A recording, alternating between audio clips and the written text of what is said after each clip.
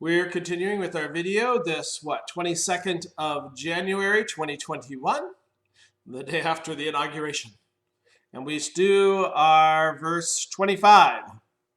Fear of man will prove to be a snare, but whoever trusts in the Lord is kept safe. This is contrasted with the fear of the Lord is the beginning of wisdom. The fear of man is a snare. It's the beginning of death.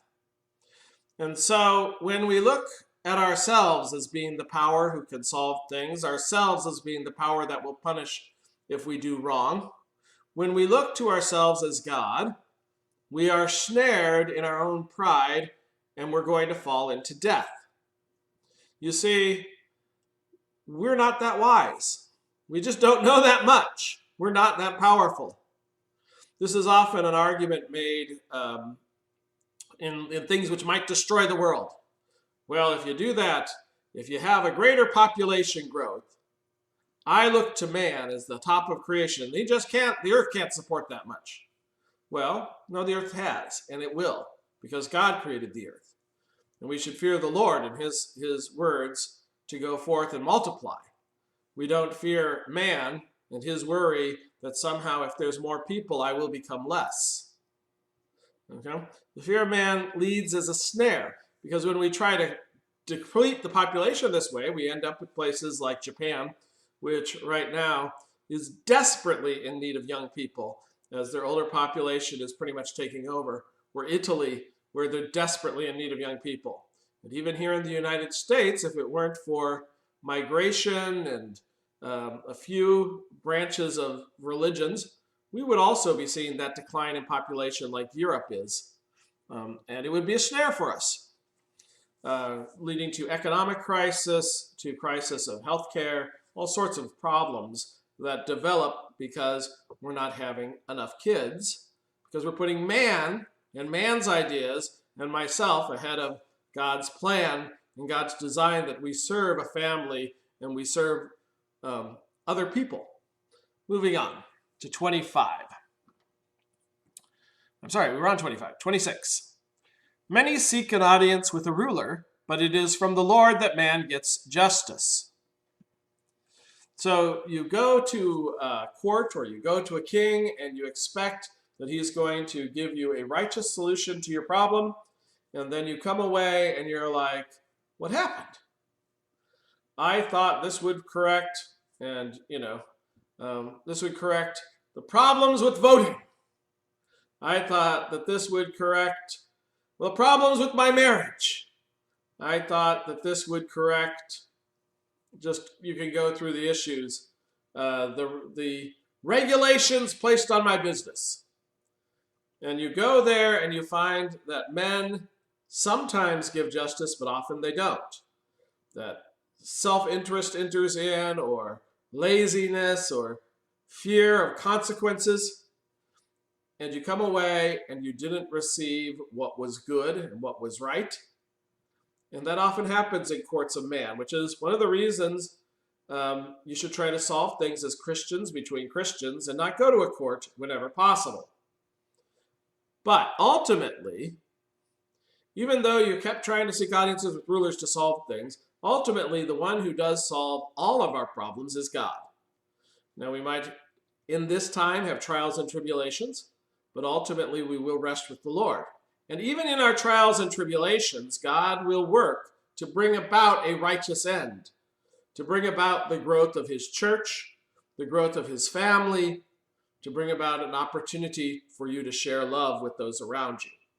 So we may seek audiences with ruler, because that's where the world says the power lies, but truly the one we should be seeking an audience with, and yes, I'm folding my hands in prayer, that's how you get your audience.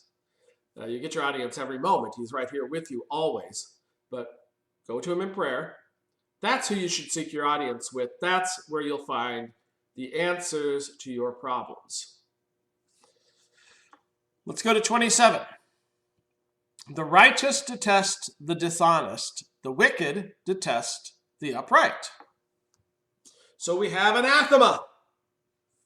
For a person who follows in God's plans and designs, a person made pure in the blood of Christ, with whom the Holy Spirit dwells in their body as a temple, When someone is dishonest, we find that terrible, despicable. We find that horrid. The other side of the coin, though, is that they know it. They look upon us as people who are just not, the type of people they want to be around. Not fun, not looking out for our own interest. We may be very predictable. We don't seem to be doing things to help them out, to help them along their aggrandizing ways. We're the type who would tell the truth even when we get in trouble. Notice I'm placing myself in the category of the righteous. So they detest that. And, this is common. You can see this in grade school. Goody, goody, two shoes. Goody, goody, two shoes. You're just a tattletale. And as we go forward, we continue to see this, that those who act in a manner which pleases the Lord are often attacked by those who aren't. It's a fairly obvious demarcation. And it's because when you follow God, you're on this side of the war. When you don't, you're on this side of the war. You've got Satan as your prince. You've got Christ as your prince. And Christ and Satan are fighting. And so if you're on one side of the war or the other side of the war, you're not going to like what's being done on this side is not going to be liked by what's being done on this side. Isn't going to happen. And so it should not be a surprise that until Jesus comes again and all of this is finally ended, that those who seek after their own self-gain turn their backs on God, and they treat Jesus and God's name and God's people ill. They treat them as enemies, because we are enemies of what is unrighteous, because we are trying to destroy the darkness, because we are against evil acts. And so those who are for the killing of babies before they're born, and those who are against the killing of babies before they are born, are going to quarrel. And those who are for having a cushy seat of public service, and those who think public service means service, are going to quarrel. Those who are honest in court versus those who are dishonest in court, they're going to quarrel. Because the righteous don't like lying and dishonesty, and the wicked look at the righteous as an impediment to their freedom to act according to their desires. We're going to close the video there, and then we'll continue next time with chapter 30.